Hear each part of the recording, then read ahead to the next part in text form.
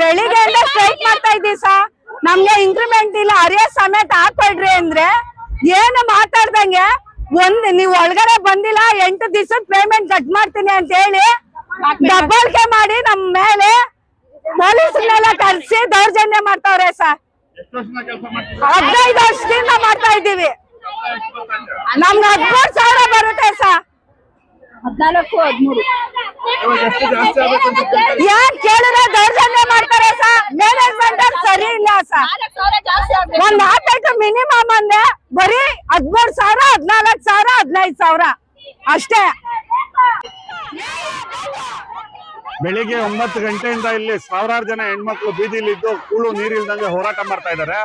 ಈಗ ಸಮಯ 3 ಗಂಟೆ ಆಗಿದೆ. ಇವಾಗಿನವರೆಗೂ ಒಂದು ಮಾತುಕತೆಗೆ ಕೂಡ ಆಡಳಿತ ಮಂಡಳಿ ಬರದೆ ಉದ್ದಟತನ ತೋರಿಸ್ತಾ ಇದೆ. ಅವ್ರು ಏನು 4-6 ತಿಂಗಳಿಂದ ಅವ್ರಿಗೆ ಇನ್ಕ್ರಿಮೆಂಟ್ ಅನ್ನು ಕೊಟ್ಟಿಲ್ಲ, ಸಂಬಳ ಜಾಸ್ತಿ ಮಾಡ್ಬೇಕಿತ್ತು, ಮಾಡಿಲ್ಲ. ಮತ್ತೆ ಅವರು ಹಬ್ಬ ಹರಿದಿನಗಳಲ್ಲಿ ಏನು ಹಬ್ಬ ಬರುತ್ತೆ, ಆಯುಧ ಪೂಜೆ ಅಂತ ಸಂದರ್ಭದಲ್ಲಿ ಸಮೇತ ಮಷಿನ್ ಪೂಜೆ ಮಾಡಕ್ಕೂ ಸಮೇತ ಅವ್ರಿಗೆ ಅವಕಾಶ ಕೊಟ್ಟಿಲ್ಲ. ಮತ್ತೆ ಏನು ಕ್ಯಾಂಟೀನ್ ಅಲ್ಲಿ ಹುಳ ಜಿರಳೆ ಎಲ್ಲ ಸಿಕ್ಕಿದ್ರು ಕೂಡ ಏನು ತಲೆ ಕೆಡ್ಸ್ಕೊಳ್ಳಲ್ಲ ಆಡಳಿತ ಮಂಡಳಿ. ಆಮೇಲೆ ಯಾರಾದ್ರೂ ಏನಾದ್ರು ಪ್ರಶ್ನೆ ಮಾಡಿದ್ರೆ ದೌರ್ಜನ್ಯ ಮಾಡುವಂಥದ್ದು, ಅವ್ರನ್ನ ಟಾರ್ಗೆಟ್ ಮಾಡಿ ಅವ್ರನ್ನ ಗುರಿ ಮಾಡಿ ಅವ್ರಿಗೆ ಹಿಂಸೆ ಕೊಡುವಂಥದ್ದು, ಕೆಲಸ ಮಾಡಿದ್ರೆ ಮಾಡ್ರಿ ಇಲ್ಲಾಂದ್ರೆ ಹೋಗ್ರಿ ಅಂತ ಉದ್ದಟತನ ತೋರಿಸುವಂಥದ್ದು. ಆಮೇಲೆ ಇವ್ರಿಗೆ ದೊಡ್ಡ ಸಮಸ್ಯೆ, ದೊಡ್ಡ ಬಲ ಏನಪ್ಪಾ ಅಂದ್ರೆ ವಲಸಿಗರು ಅವಳಿ. ಈ ವಲಸಿಗರು ಬಂದು ಇಲ್ಲಿ ಇವ್ರು ಕೆಲಸ ಮಾಡ್ತಾರೆ, ಇವ್ರಿಗೆ ಜೀತದ ಆಳುಗಳ್ತಾರ. ನಮ್ ಕನ್ನಡಿಗದ ಹೆಣ್ಮಕ್ಳು ಸುಮ್ಮನೆ ಇರಲ್ಲ, ಪ್ರಶ್ನೆ ಮಾಡೇ ಮಾಡ್ತಾರೆ.